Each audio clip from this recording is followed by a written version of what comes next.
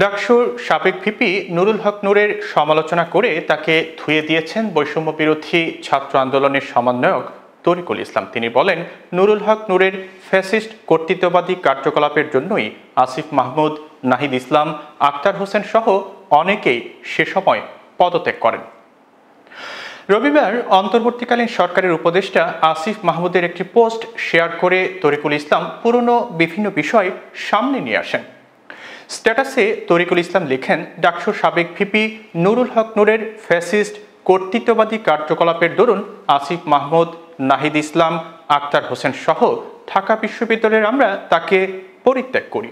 সমন্বয়ক তরিকুল ইসলাম লেখেন যে তাকে ছেড়ে আসার সময় তিনি বলেছিলেন, ঢাকা বিশ্ববিদ্যালয়ের কেউ তার সাথে না থাকলে তার কিছু যায় আসে না। তিনি তার কোন কর্মকাণ্ডের দরুন কারো কাছে জবাবদিহি করে জিম্মি থাকতে চান না।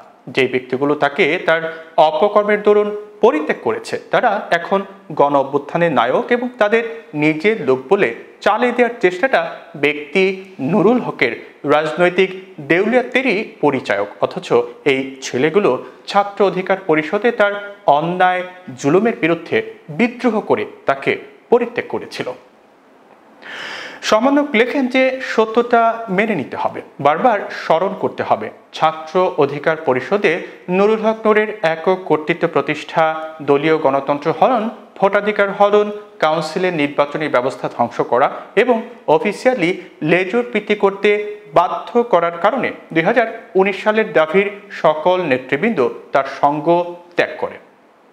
এর একটি কারণও মিথ্যা বলার সুযোগ নেই। তিনি লেখেন, বর্তমান ছাত্র অধিকার পরিষদ নুরুল হক নূরের একটা ব্যক্তিগত ছাত্র সংগঠন।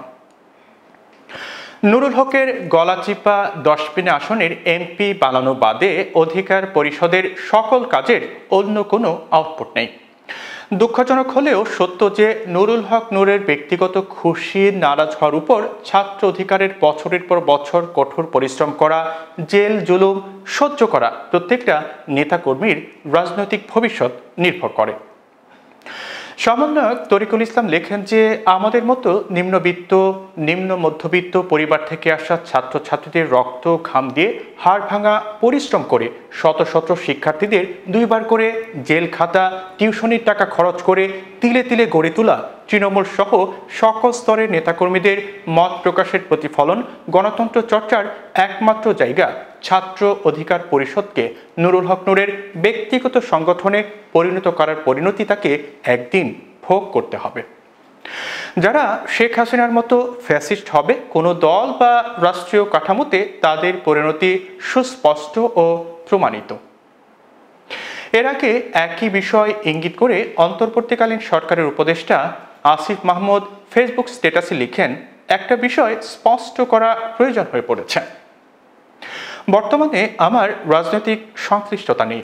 বিশ্ববিদ্যালয় জীবনে প্রথম যে রাজনৈতিক উদ্যোগের সাথে যুক্ত ছিলাম, পরবর্তীতে দলীয় লেজর বৃত্তি সহ আরও কিছু কারণে ঢাকা বিশ্ববিদ্যালয় শাখার সভাপতি থাকা অবস্থায় কমিটির সকল সদস্য গত বছরের মাঝামাঝি সময়ে পদত্যাগ করি। যদিও এসব বিষয় সামনে আনতে চাইনি, তবে অনেক জায়গায় বিভ্রান্তি সৃষ্টি হওয়ায় স্পষ্ট করার প্রয়োজন অনুভূত হলো। এখন জাতীয় ঐক্য ধরে রেখে সংস্কার ও পুনর্গঠনই অন্যতম লক্ষ্য।